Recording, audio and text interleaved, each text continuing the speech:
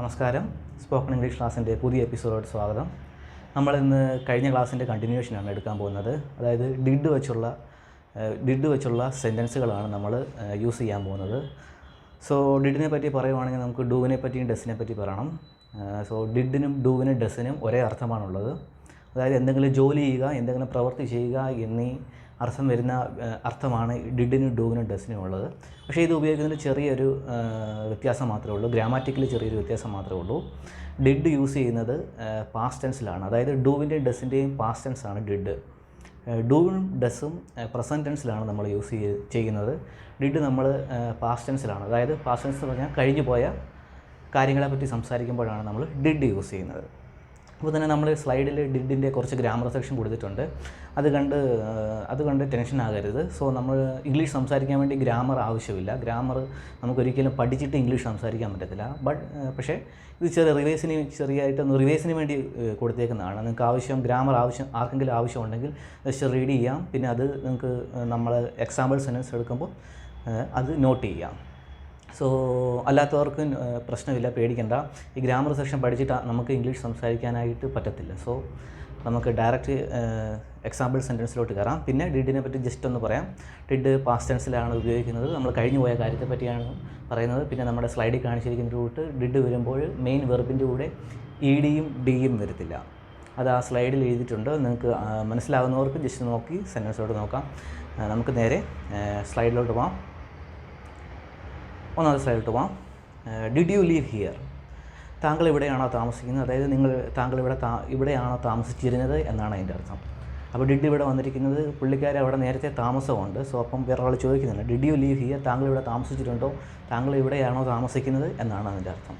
അതേപോലെ തന്നെ ഞാൻ ഓരോ വീടിൻ്റെ അർത്ഥങ്ങൾ പറയുമ്പോൾ ഞാൻ ഒന്നുകിൽ അച്ചടി ഭാഷയിലായിരിക്കും പറയുന്നത്, അല്ലെങ്കിൽ എൻ്റെ നാട്ടിലെ ഭാഷയിലോട്ടായിരിക്കും പറയുന്നത്.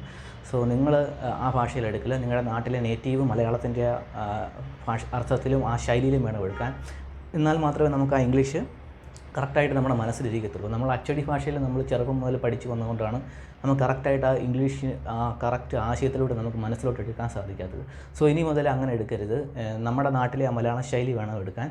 എൻ്റെ അച്ചടി ഭാഷയോ സംസാര ശൈലിയോ നിങ്ങൾ എടുക്കില്ല. നിങ്ങൾ നമ്മുടെ നാട്ടിൽ നിങ്ങൾക്ക് ആശയം പിടികിട്ടിയിട്ടുണ്ടെങ്കിൽ നിങ്ങളുടെ നാട്ടിലെ ആ ശൈലിയിൽ ഭാഷയിലോട്ടും ആ ആശയത്തിലോട്ടും ഉദ്ദേശത്തിലോട്ടും വേണം എടുക്കുക. അങ്ങനെയാണെങ്കിൽ ഓട്ടോമാറ്റിക്കായിട്ട് നമ്മുടെ മൈൻഡ് സാഹചര്യങ്ങളിൽ ഇംഗ്ലീഷ് കറക്റ്റായിട്ട് നമുക്ക് പുറപ്പെടുവിച്ച് തരും.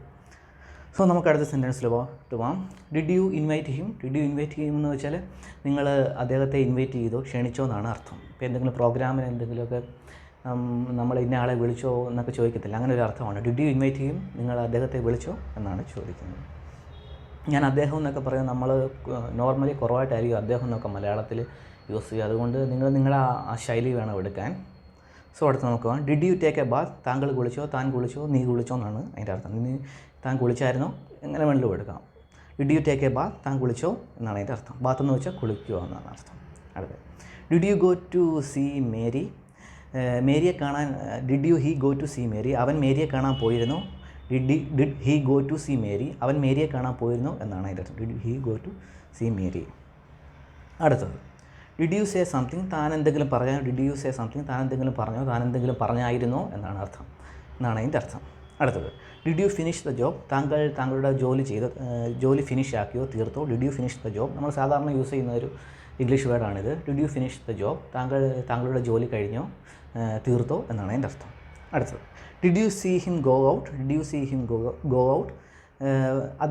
അദ്ദേഹം അല്ലെങ്കിൽ അവൻ പോകുന്നത് താൻ കണ്ടോ? പുള്ളിക്കാരൻ പോകുന്നത് താൻ കണ്ടോ എന്നാണ് അതിൻ്റെ അർത്ഥം. Did you see him go out? പുള്ളി അല്ലെങ്കിൽ അദ്ദേഹം പോകുന്നത് താങ്കൾ കണ്ടോ എന്നാണ് അർത്ഥം. Did you see him go out? അടുത്തത് did you watch the game? Did you watch the game എന്ന് വെച്ചാൽ നമ്മൾ ആരെങ്കിലും ക്രിക്കറ്റ് കളിയോ മറ്റെന്തെങ്കിലും TV പ്രോഗ്രാമോ കണ്ടോ എന്ന് ചോദിക്കില്ല. അങ്ങനെ ഒരു ക്വസ്റ്റ്യനാണ്. Did you watch the game? താൻ ആ ഗെയിം കണ്ടായിരുന്നോ, താൻ ആ കളി കണ്ടായിരുന്നോ എന്നാണ് അർത്ഥം. പിന്നെ നമ്മൾ ഈ സെൻറ്റൻസുകൾ മുഴുവൻ ഡെയിലി ടോക്കിലുള്ള ഇംഗ്ലീഷുകളാണ് ഉപയോഗിക്കുന്നത്. സോ ഇത് റിവൈസ് ചെയ്താൽ നമുക്ക് ഇങ്ങനത്തെ സംഭാഷണങ്ങൾ ഓട്ടോമാറ്റിക്കായിട്ട് നമ്മുടെ മനസ്സിൽ വരും. സോ ഇതെല്ലാം ഡെയിലി ടോക്കിലുള്ള സംസാരമാണ്. സോ ഇമ്പോർട്ടൻ്റ് ആയിട്ട് എടുക്കുക, ഇത് റിവൈസ് ചെയ്യുക. അടുത്ത സെൻറ്റൻസിലോട്ട് പോവാം. He did the reverse of what I asked? He did the reverse of what I asked എന്ന് പറഞ്ഞാൽ ഞാൻ ചോദിച്ചതിന് നേരെ വിപരീതമായാണ് അവൻ ചെയ്തത്. He did the reverse of what I asked. ഞാൻ ചോദിച്ചതിൻ്റെ നേരെ വിപരീതമായിട്ടാണ് പുള്ളിക്കാരൻ അദ്ദേഹം അത് ചെയ്തത് എന്നാണ് അർത്ഥം. റിവേഴ്സ് എന്ന് പറഞ്ഞാൽ നേരെ വിപരീതമായിട്ടെന്നാണ് അതിൻ്റെ അർത്ഥം. അടുത്ത് he did not say something.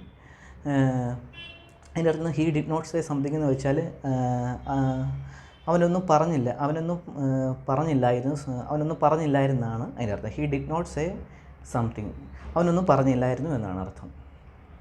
നമ്മൾ സാധാരണ ഇങ്ങനെ പറയത്തില്ല, കോമൺ ടോക്കിൽ പറയില്ല അവനൊന്നും പറഞ്ഞില്ലായിരുന്നു അങ്ങനെ അർത്ഥം. ഹീ ഡിഡ് നോട്ട് സേ, അവനൊന്നും പറഞ്ഞില്ല എന്നാണ് അതിൻ്റെ അർത്ഥം. അടുത്തത് all the players did there best.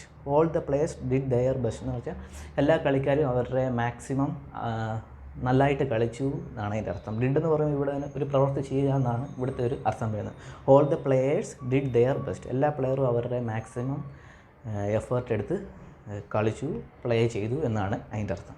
അടുത്തത് I wonder Y he did that. ഞാൻ ഞെട്ടിപ്പോയി, എന്തുകൊണ്ടാണ് അവനത് ചെയ്യുന്നത്. I wonder Y he did that, അവൻ എന്തുകൊണ്ടാണ് അത് ചെയ്യുന്നത് വിചാരിച്ച് ഞാൻ ഞെട്ടിപ്പോയി എന്നാണ് അതിൻ്റെ അർത്ഥം. ഐ വണ്ടർ എന്ന് വെച്ചാൽ അത്ഭുതപ്പെടുക, അങ്ങനത്തെ ആ എക്സ്പ്രഷനാണ്. അത്ഭുതപ്പെടുക, ഞെട്ടി പോവുക, അങ്ങനത്തെ ഒരു ഇതാണ്. നമ്മൾ അത്ഭുതപ്പെടുക നമ്മൾ നോർമലി നമ്മൾ മലയാളത്തിൽ പറയാറില്ല. സോ വണ്ടർ എന്നുള്ള അർത്ഥം നിങ്ങളുടെ ആ നാട്ടിലെ ആ ശൈലിയിൽ ആ എക്സ്പ്രഷനിൽ എടുത്താൽ മതി. നോർമലി ഇംഗ്ലീഷുകാർ, യൂറോപ്യൻസ്, നേറ്റീവ് സ്പീക്കേഴ്സ് ഇങ്ങനെ യൂസ് ചെയ്യുന്നു. I wonder Y he did that. So sentence മനസ്സിലായെന്ന് വിശ്വസിക്കുന്നു. അടുത്ത I did the way he told me. I did the way he told me എന്ന് വെച്ചാൽ അവൻ പറഞ്ഞ രീതിയിൽ ഞാനത് ചെയ്തു എന്നാണ് അർത്ഥം. ഐ ഡിഡ് ദ വേ എന്ന് വെച്ചാൽ അവൻ പറഞ്ഞ അതേ രീതിയിൽ. I did the way he told me, അവൻ പറഞ്ഞ അതേ രീതിയിൽ ഞാൻ ചെയ്തു എന്നാണ് അർത്ഥം. I did the way he told me. അടുത്ത I am not responsible for what he did. അവൻ ചെയ്തതിനൊന്നും ഞാൻ ഉത്തരവാദിയല്ല എന്നാണ് അതിൻ്റെ അർത്ഥം. ഐ ആം നോട്ട് റെസ്പോൺസിബിൾ എന്ന് പറഞ്ഞാൽ ഉത്തരവാദിയല്ല.